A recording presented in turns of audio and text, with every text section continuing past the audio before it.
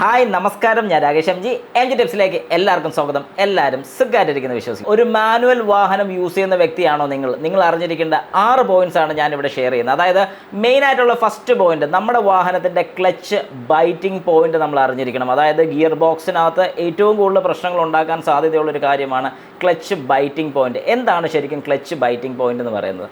അതായത് നമ്മുടെ വാഹനത്തിൻ്റെ ക്ലച്ച് പെഡലിൽ നിന്നും, അതായത് ക്ലച്ച് പെഡൽ ഫുള്ളായിട്ട് അപ്ലൈ ചെയ്ത് നിർത്തിയിരിക്കുന്ന സമയം, ക്ലച്ച് പെഡലിൽ നിന്ന് പതുക്കെ കാല് എടുക്കുന്ന സമയത്ത്, അതായത് കാല് ലൂസ് ചെയ്യുന്ന സമയത്ത് ഗിയർ എൻഗേജ്ഡ് ആണെന്നുള്ളത്, അതായത് ഫസ്റ്റ് ഗിയറിലാണെന്നുണ്ടെങ്കിൽ നമ്മുടെ വാഹനത്തിൻ്റെ ക്ലച്ച് പെഡൽ എത്ര മുകളിലോട്ട് പൊങ്ങുന്ന സമയത്താണ്, അല്ലെങ്കിൽ എത്രത്തോളം ഉയർത്തുന്ന സമയത്താണ് നമ്മുടെ വാഹനത്തിൻ്റെ എൻജിനും ഗിയർ ബോക്സുമായിട്ടുള്ള കണക്ഷൻ വരുന്നത്. അതായത് ആ കണക്ഷൻ വരുന്ന ടൈം എന്ന് പറയുമ്പോഴത്തേക്കും ക്ലച്ച് എൻഗേജ്ഡ് ആകുന്ന ടൈം എപ്പോഴാണ്?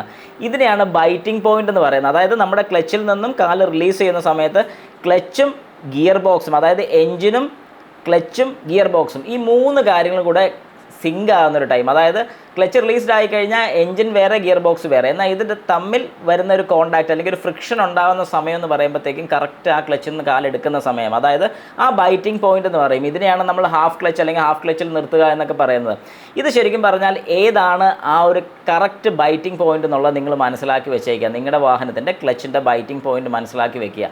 അങ്ങനെയാണെന്നുണ്ടെങ്കിൽ സ്മൂത്ത് ആയിട്ടുള്ള എൻഗേജിങ്ങും ഡിസെൻഗേജിങ്ങും നമുക്ക് സാധിക്കും. ശരിക്കും പറഞ്ഞാൽ എൻഗേജിങ്ങിലാണ് ഏറ്റവും കൂടുതൽ പ്രശ്നം വരുന്നത്. ജെർക്കിങ്ങും കാര്യങ്ങളൊക്കെ ഉണ്ടാകാൻ സാധ്യത ഏറ്റവും കൂടുതൽ എൻഗേജിങ്ങിൻ്റെ സമയത്താണ്. ഡിസെൻഗേജ് ചെയ്യുമ്പോൾ അത്രയും ബുദ്ധിമുട്ട് വരുന്നില്ല, പക്ഷേ എൻഗേജ് ചെയ്യുമ്പോഴത്തേക്കാണ് ആ ഒരു ബുദ്ധിമുട്ട് നമുക്ക് ശരിക്കും, അതായത് ജെർക്കിങ്, വൈബ്രേഷൻ കാര്യങ്ങളൊക്കെ നമുക്ക് ഫീൽ ചെയ്യുന്നത്. പലപ്പോഴും സംഭവിക്കുന്നത് എന്തുകൊണ്ടാണെന്ന് ചോദിച്ചു കഴിഞ്ഞാൽ നല്ല സ്പീഡിൽ ക്ലച്ചിൽ നിന്ന് കാലെടുക്കുന്ന സമയത്താണ് ഈ പറഞ്ഞൊരു ബൈറ്റിങ് നമുക്ക് മനസ്സിലാകുന്നത്. അപ്പോൾ ശരിക്കും പറഞ്ഞാൽ എന്തുകൊണ്ട് ഇത് മനസ്സിലാക്കുമെന്ന് ചോദിച്ചു കഴിഞ്ഞാൽ നല്ല സ്മൂത്ത് ആയിട്ടുള്ള രീതിക്ക് വാഹനത്തിൻ്റെ ക്ലച്ച് എൻഗേജ് ചെയ്യിക്കാനും ഡിസെൻഗേജ് ചെയ്യിക്കാൻ വേണ്ടിയിട്ടാണ് ഈ ഒരു കാര്യം കൃത്യമായിട്ട് അറിയണമെന്ന് പറയുന്നത്. വേറൊരു കാര്യം കൂടെ ഉണ്ട് ഇതിനകത്ത്. ക്ലച്ചിൻ്റെ ലൈഫും നമ്മുടെ വാഹനത്തിൻ്റെ ഗിയർ എൻഗേജിങ് ആൻഡ് ഡിസെൻഗേജിങ് വളരെ സ്മൂത്ത് ആക്കാൻ വേണ്ടി ഈ പറഞ്ഞൊരു കാര്യം നമ്മളെ വളരെ ഹെൽപ്പ് ചെയ്യുന്നുണ്ട്.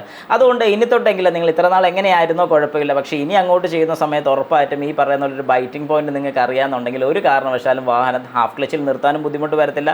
ഗിയർ ഷിഫ്റ്റ് ചെയ്യുന്ന സമയത്ത് വേറെ പ്രോബ്ലമോ കാര്യങ്ങളോ ഒന്നും വരുന്നതായിരിക്കത്തില്ല. രണ്ടാമത്തെ പോയിന്റ്, വാഹനത്തിൻ്റെ ഗിയർ ഷിഫ്റ്റിങ് പ്രോപ്പറായിട്ടുള്ള സമയത്ത് ചെയ്യാൻ നമ്മൾ മനസ്സിലാക്കണം. അതായത് എങ്ങനെ അത് മനസ്സിലാക്കുമെന്ന് ചോദിച്ചു കഴിഞ്ഞാൽ ഞാൻ അതിനെക്കുറിച്ചൊരു വീഡിയോ ചെയ്യുന്നുണ്ട്. കൃത്യമായിട്ടുള്ള സമയം എങ്ങനെ നമുക്ക് മനസ്സിലാക്കാം. ശരിക്കും മെയിനായിട്ട് നമ്മൾ മനസ്സിലാക്കുന്ന ഒരു കാര്യം എന്ന് പറഞ്ഞാൽ എൻജിൻ സൗണ്ട് വെച്ച് മനസ്സിലാക്കും. RPM മീറ്റർ നോക്കി മനസ്സിലാക്കാറുണ്ട്. അതായത് RPM മീറ്ററിൽ ഏകദേശം 2500-3000 RPMത്തിനകത്താണ് നമുക്ക് പ്രോപ്പറായിട്ട് ഗിയർ ഷിഫ്റ്റ് ചെയ്യാൻ പറ്റുന്നൊരു സമയം.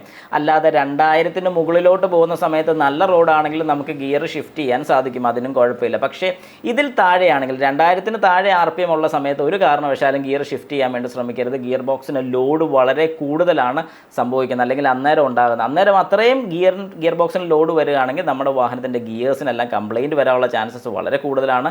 ആ ഒരു കാര്യം നിങ്ങൾ ഉറപ്പായിട്ടും മനസ്സിലാക്കി വേണം ഓരോ ഗിയേഴ്സും പ്രോപ്പറായിട്ട് ഷിഫ്റ്റ് ചെയ്യാൻ. അതായത് കഴിവതും ഗിയർ ഷിഫ്റ്റിങ്ങിൽ സ്കിപ്പിംഗ് ഒഴിവാക്കാൻ ശ്രമിക്കുക. അതായത് ഫസ്റ്റിൽ നിന്നും കൂടുതൽ ആക്സിലറേറ്റർ കൊടുത്ത് ഏകദേശം നല്ല സ്പീഡിലോട്ട് കൊണ്ടുവന്ന് നേരെ തേർഡിലോട്ട് ഇടാം, തേർഡിൽ നിന്നും ഫോർത്ത് സ്കിപ്പ് ചെയ്ത് നേരെ ഫിഫ്ത്തിലോട്ട് ഇടുന്ന ആൾക്കാരെയൊക്കെ എനിക്കറിയാം.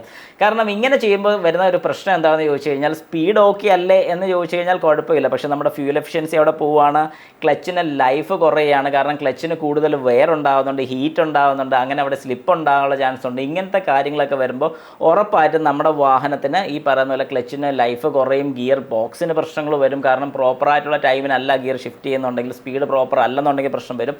അതുകൊണ്ട് ഈ ഒരു കാര്യം നിങ്ങൾ മനസ്സിൽ വെച്ച് ഉറപ്പിച്ച് ഒരു കാരണവശാലും അധികം ലാഗ് കൊടുക്കാതെ, അല്ലെങ്കിൽ പ്രോപ്പറായിട്ടുള്ള ഓരോ ഗിയേഴ്സും ഫസ്റ്റ് കഴിഞ്ഞാൽ സെക്കൻഡിൽ നിന്ന് തേർഡ് കഴിഞ്ഞാൽ ഫോർത്തിൽ നിന്ന് ഫിഫ്ത്ത്, ഈ ഒരു പാറ്റേൺ നിങ്ങൾ പ്രോപ്പറായിട്ട് ഫോളോ ചെയ്ത് കഴിഞ്ഞാൽ ഒരു കുഴപ്പവും വരത്തില്ല. പക്ഷേ ഗിയർ ഡൗൺ ചെയ്യുന്ന സമയത്താണെങ്കിൽ നിങ്ങൾ ഇപ്പോൾ ഏകദേശം ഒരു ഫോർത്ത് ഗിയറിൽ പോവുകയാണെങ്കിൽ അത്യാവശ്യം നല്ല രീതിക്ക് സ്പീഡ് കുറഞ്ഞിട്ടുണ്ടെങ്കിൽ ഫോർത്തിൽ നിന്നും സെക്കൻഡിലോട്ട് ഷിഫ്റ്റ് ചെയ്യുമ്പോൾ വേറെ ബുദ്ധിമുട്ടോ കാര്യങ്ങളോ ഒന്നും വരുന്നില്ല. പക്ഷേ അത് നേരെ ഓപ്പോസിറ്റ് ചെയ്യുകയാണെങ്കിൽ അതൊരു പ്രശ്നം വരാനുള്ള സാധ്യത വളരെ കൂടുതലാണ്. ഇൻക്ലൂഡിങ് ക്ലച്ചിന് കംപ്ലയിൻറ്റ് വരാനുള്ള ചാൻസസും കൂടുതലാണ്. ഇനി മൂന്നാമത്തെ പോയിന്റ്, പലരും ചെയ്യുന്നൊരു വലിയ തെറ്റാണ് ക്ലച്ചിൻ്റെ പുറത്ത് കാല് റെസ്റ്റ് ചെയ്യുക.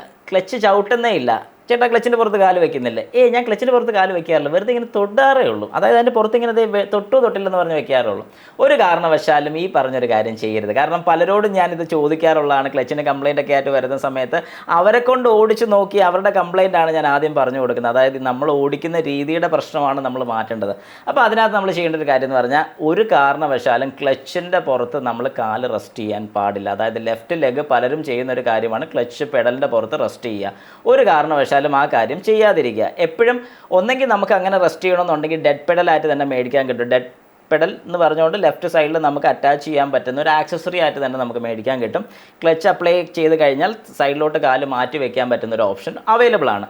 അങ്ങനെ ചെയ്യണമെന്നുണ്ടെങ്കിൽ അതാണ് ഏറ്റവും നല്ലത്, ഞാൻ റെക്കമെൻഡ് ചെയ്യും. അങ്ങനെ ചെയ്യുന്നതിൻ്റെ ഗുണം എന്താണെന്ന് പറഞ്ഞു കഴിഞ്ഞാൽ ഒരു കാരണവശാലും ഈ പറയുന്നത് പോലെ ക്ലച്ചിൻ്റെ പുറത്ത് കാല് വെച്ച് നമ്മൾ ക്ലച്ച് തീർക്കത്തില്ല. അപ്പോൾ ക്ലച്ചിൻ്റെ പുറത്ത് കാല് വയ്ക്കുമ്പോൾ എന്താണ് സംഭവിക്കുന്നത് വെച്ചാൽ ഫുള്ളായിട്ട് എൻഗേജ്ഡ് ആയിട്ടിരിക്കുന്ന ഒരു ക്ലച്ചിന് ഒരല്പം ഒന്ന് തള്ളി വെക്കാൻ വേണ്ടിയിട്ട് റിലീസ് ബെയറിംഗ് ചെന്ന് പതുക്കെ ഇതിനെ പുഷ് ചെയ്യും. റിലീസ് ബെയറിംഗ് പതുക്കെ അതിനെ പുഷ് ചെയ്യും, ചെറുതായിട്ട് പുഷ് ചെയ്യത്തുള്ളൂ. അന്നേരം എന്താ സംഭവിക്കുന്നത്, റിലീസ് ബെയറിംഗ് ഹീറ്റാവും, ക്ലച്ചിൻ്റെ പ്രഷർ പ്ലേറ്റ് ഹീറ്റാവും, ക്ലച്ച് ഡിസ്കും ചെറുതായിട്ട് ഹീറ്റാവും. ഈ 3 കാര്യങ്ങളും നന്നായിട്ട് ഹീറ്റാവും. ഇങ്ങനെ ഹീറ്റാവുന്ന സമയത്ത് ക്ലച്ചിൽ അല്പമെങ്കിലും പുറകോട്ട് മാറും, സ്ലിപ്പ് ഉണ്ടാവും, ക്ലച്ചിൻ്റെ ലൈഫ് കുറയുകയാണ് ചെയ്യുന്നത്. അതുകൊണ്ട് ഒരു കാരണവശാലും നിങ്ങളത് ചെയ്യുന്നുണ്ടെങ്കിൽ ഇന്ന് തൊട്ട് ഈ ഒരു സമയം തൊട്ട് നിങ്ങളത് മാറ്റാൻ ശ്രമിക്കുക. ഒരു കാരണവശാലും ക്ലച്ചിൻ്റെ പുറത്ത് കാല് വെച്ച് അല്ലെങ്കിൽ ക്ലച്ചിൻ്റെ പുറത്ത് വെറുതെ ആണെങ്കിൽ പോലും റെസ്റ്റ് ചെയ്ത് വാഹനം ഓടിക്കാതിരിക്കാൻ ശ്രമിക്കുക. 4ാമത്തെ പോയിന്റ്, നമ്മുടെ വാഹനത്തിൻ്റെ ക്ലച്ചിൽ പലരും ചെയ്യുന്നൊരു കാര്യമാണ് ഒരു ഇറക്കം ഇറങ്ങുന്ന സമയത്ത് ക്ലച്ച് അങ്ങോട്ട് ചവിട്ടി പിടിക്കും. അതിൻ്റെ ഗുണം എന്താണെന്ന് പറഞ്ഞാൽ ഭയങ്കര മൈലേജ് ആയിരിക്കും വാഹനത്തിന് കിട്ടുന്നത്. അതായത് ഭയങ്കര മൈലേജ് എന്ന് പറഞ്ഞു കഴിഞ്ഞാൽ നമ്മൾ വിചാരിക്കുന്ന കഴിഞ്ഞാൽ കൂടുതൽ കിട്ടും എന്ന് ചിന്തിക്കുന്ന ഒരുപാട് പേരുണ്ട്. ഒരു കാരണവശാലും അത് കിട്ടുന്നതല്ല.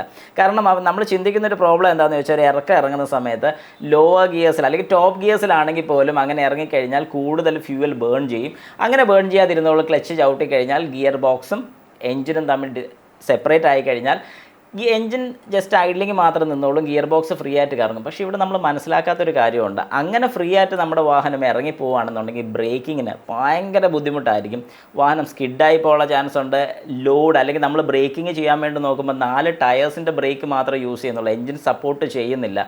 ഇനി ഇതല്ല, ചിലപ്പോൾ നമ്മൾ ക്ലച്ച് ചവിട്ടിയിട്ട് പെട്ടെന്നായിരിക്കും ക്ലച്ച് എന്ന് കാലെടുക്കുന്നത്. ഉടനെ ഈ ഐഡലിങ് നിൽക്കുന്ന ഗിയർ ബോക്സ്, അതായത് സ്പീഡ് കുറഞ്ഞ് നിൽക്കുന്ന ഗിയർ ബോക്സ് പെട്ടെന്നായിരിക്കും ഒറ്റ കറക്കത്തിൽ അങ്ങ് കറങ്ങി ഇത്രയും RPM അങ്ങ് കയറുന്നത്. അതും നമ്മുടെ ഗിയർ ബോക്സിനകത്തുള്ള ടീത്തിനൊക്കെ പ്രശ്നങ്ങൾ വരാനുള്ള സാധ്യത വളരെ കൂടുതലാണ്. അതിനകത്തും ബെയറിങ്ങും കാര്യങ്ങളൊക്കെ വരുന്നുള്ളതുകൊണ്ട് അതൊരു പ്രോബ്ലം ആകാനുള്ള ചാൻസസ് വളരെ കൂടുതലാണ്. അതുകൊണ്ട് ഒരു കാരണവശാലും അങ്ങനെ ചെയ്യരുത്. നമ്മൾ ഏത് ഗിയറിലാണോ താഴോട്ട് ഇറങ്ങുന്നത്, അത് മീൻസ് കയറുന്ന ഗിയർ ഏതാണോ, ഒരു കയറ്റം കയറുന്ന ഗിയർ ഏതാണോ ആ ഗിയറിൽ തന്നെ ഇറങ്ങി വരണമെന്നാണ് ശരിക്കും പറയുന്നത്. എന്നാലും ചെറിയ രീതിക്ക് വ്യത്യാസം. ഇപ്പോൾ ഒരു 3rd ഗിയറിൽ കയറുകയാണെങ്കിൽ 4th ഗിയറിൽ ഇറങ്ങുന്നതുകൊണ്ട് പ്രശ്നമില്ല. പക്ഷേ ഗിയറിൽ തന്നെ ഇറങ്ങി വരാൻ ശ്രമിക്കുക, അതാണ് ഏറ്റവും നല്ലത്. 5ാമത്തെ പോയിന്റ്, പലപ്പോഴും ഞാൻ സജസ്റ്റ് ചെയ്യത്തില്ലെങ്കിൽ പോലും ശരിക്കും ചെയ്യേണ്ട രീതി ഇങ്ങനെ തന്നെയാണ്. അതായത് വാഹനം പാർക്ക് ചെയ്യുന്ന സമയത്ത് ഗിയറിലായിരിക്കും നമ്മൾ പാർക്ക് ചെയ്യുന്നത്. നല്ലൊരു രീതി തന്നെയാണ്. ഞാൻ എപ്പോഴും സജസ്റ്റ് ചെയ്യുന്ന ഗിയറിൽ തന്നെ പാർക്ക് ചെയ്യണമെന്നാണ്. കാരണം ഹാൻഡ് ബ്രേക്കിനെ കഴിഞ്ഞും കൂടുതൽ നമുക്ക് വിശ്വസിക്കാൻ സാധിക്കുന്ന ഒരു കാര്യം നമ്മുടെ ഗിയർ ബോക്സ് തന്നെയാണ്. കാരണം ഞാനത് വളരെ ഓപ്പണായിട്ട് പറയും, ഹാൻഡ് ബ്രേക്കിനെ കഴിഞ്ഞും കൂടുതൽ നമുക്ക് വിശ്വസിക്കാൻ പറ്റുന്നത് നമ്മുടെ ഗിയർ ബോക്സ് തന്നെയാണ്.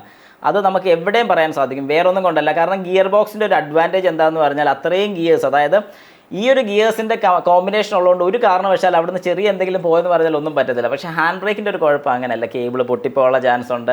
ഇതിനകത്ത് അതായത് വീൽ സിലിണ്ടറിനകത്ത് എന്തെങ്കിലുമൊക്കെ ആ ഒരു യൂണിറ്റിന് എന്തെങ്കിലും പ്രശ്നമൊക്കെ വന്നു കഴിഞ്ഞാൽ ഇത് ലൂസ് ആകാനുള്ള ചാൻസ് ഉണ്ട്. അങ്ങനെയൊക്കെ വന്നു കഴിഞ്ഞാൽ റോളിംഗ് ടെൻഡൻസി കൂടാനുള്ള ചാൻസസ് ഉണ്ട്. അതുകൊണ്ട് ഞാൻ എപ്പോഴും സജസ്റ്റ് ചെയ്യുന്നത്, നമ്മൾ എവിടെയെങ്കിലും പാർക്ക് ചെയ്യുകയാണെങ്കിൽ, പ്രത്യേകിച്ച് ഒരു കയറ്റോ അല്ലെങ്കിൽ ഇറക്കമൊക്കെ ഉള്ള സ്ഥലത്താണെന്നുണ്ടെങ്കിൽ കഴിവതും നമ്മൾ ഗിയറിൽ തന്നെ എൻഗേജ് ചെയ്യണം. അത് ഫസ്റ്റ് ഗിയർ അല്ലെങ്കിൽ റിവേഴ്സ് ഗിയർ, അതിൻ്റെ കൂട്ടത്തിൽ നമ്മൾ ഹാൻഡ് ബ്രേക്കിൻ്റെ അസിസ്റ്റും കൂടെ എടുക്കുക. അങ്ങനെ ആകുമ്പോഴത്തേക്കും 4 ടയേഴ്സും ഒന്നിച്ച് ലോക്ക് ആവുകയാണ് ചെയ്യുന്നത്. പലർക്കും അറിയാൻ മേലാത്തൊരു കാര്യമാണ്, ഹാൻഡ് ബ്രേക്ക് അപ്ലൈ ചെയ്ത് കഴിയുമ്പോഴത്തേക്കും 4 ടയറും ലോക്ക് ആവുമെന്ന് ചിന്തിക്കുന്ന ആൾക്കാരുണ്ടെങ്കിൽ, എല്ലാവരും ഉദ്ദേശിച്ചല്ല, അങ്ങനെ ചിന്തിക്കുന്ന ആൾക്കാരുണ്ടെങ്കിൽ ഉറപ്പായിട്ടും നിങ്ങൾ ചിന്തിക്കാതെ അങ്ങനെയല്ല.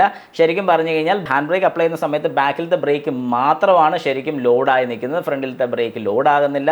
ഫ്രണ്ട് ഫ്രീ ആയിട്ടാണ് ഇരിക്കുന്നത്. അതുകൊണ്ട് ചിലപ്പോൾ സ്കിഡായി പോകാനുള്ള ചാൻസസ് ഒക്കെ കൂടുതലാണ്, ഫ്രണ്ട് ഫ്രീ ആയിട്ട് ഇരിക്കുന്നുള്ളതുകൊണ്ട്. അപ്പോൾ അങ്ങനെ ഒരു കാര്യം കൂടി നിങ്ങൾ മനസ്സിൽ വെച്ചേക്കുക. 6ാമത്തെ പോയിന്റ്, നമ്മുടെ വാഹനത്തിൻ്റെ ഗിയർ ലിവർ നോബിൻ്റെ പുറത്ത് കൈ വെച്ച് ഓടിക്കുക, അല്ലെങ്കിൽ ഗിയർ ലിവറിൻ്റെ പുറത്ത് കൈ വെച്ച് ഓടിക്കുക എന്നുള്ളത് ഏറ്റവും വലിയൊരു തെറ്റാണ്. കാരണം പലരും ചെയ്യുന്നൊരു കാര്യം, ഞാൻ പണ്ട് ചെയ്തുകൊണ്ടിരുന്നൊരു കാര്യമാണ്, ഞാനൊരു വീഡിയോയിൽ പറഞ്ഞിട്ടുണ്ട്, ഒരു കാരണവശാലും അങ്ങനെ ചെയ്യരുത്. എന്തുകൊണ്ടാണെന്ന് ചോദിച്ചു കഴിഞ്ഞാൽ നമ്മുടെ വാഹനത്തിൻ്റെ ഗിയർ ഷിഫ്റ്റിങ്ങിനകത്ത് സംഭവിക്കുന്ന സമയത്ത് നമ്മൾ അതിൻ്റെ പുറത്തൊരു ലോഡ് കൊടുക്കുകയാണെങ്കിൽ, ഇപ്പം കേബിൾ മെക്കാനിസം ആണെങ്കിൽ പോലും അവിടെയും ഒരു ചെറിയ ലോഡ് ചെന്ന് നമ്മുടെ ഫോർക്കിലോട്ട്, അതായത് ഗിയേഴ്സ് ഷിഫ്റ്റ് ചെയ്യാൻ വേണ്ടി യൂസ് ചെയ്യുന്ന ഫോർക്കിൻ്റെ പുറത്താണ് ഈ ലോഡ് വന്ന് നിൽക്കുന്നത്.